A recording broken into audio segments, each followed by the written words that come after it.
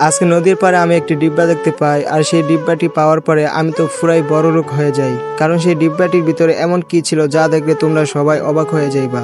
Hello guys, আজকে আমার অনেকগুলা টাকার প্রয়োজন। এখন আমি সেই টাকাগুলা কোথা থেকে ম্যানেজ করব, তো এখন আমি সেটাই বুঝতে পারতেছি না। তাই সেই জন্য আমি নদীর পাড়ের মধ্যে এসে বসে চিন্তা করতেছি যে কোথায় থেকে সেই টাকাগুলা ব্যবস্থা করব।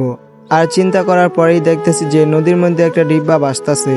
আর সেই ডিব্বাটা দেখি আমার মাথার মধ্যে ছোট একটি বুদ্ধি চলে আসলো। কারণ সেই ডিব্বাটা বেচেও কিছু টাকা মনে হয় ইনকাম করতে পারবো।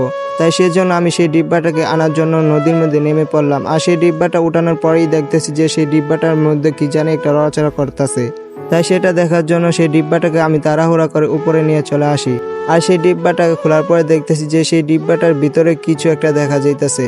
আর সেটা দেখার জন্যই আমি মাটির মধ্যে সেই ডিব্বাটাকে ঝাড়খান দিই। আর ঝাড়খান দেওয়ার পরে দেখতেছি যে সেই ডিব্বাটার থেকে কতগুলো টাকা বার হয়। আর সেই টাকাগুলো দেখেই কিন্তু আমি পুরোই খুশি হয়ে যাই। আর সেখানে টাকা ছিল 500 টাকার নোট আর 50 টাকার নোট। আর সেখানে কিন্তু অনেকগুলাই টাকা ছিল। আর সেই টাকাগুলো পেয়ে কিন্তু আমি পুরোই বড়লোক হয়ে যাই।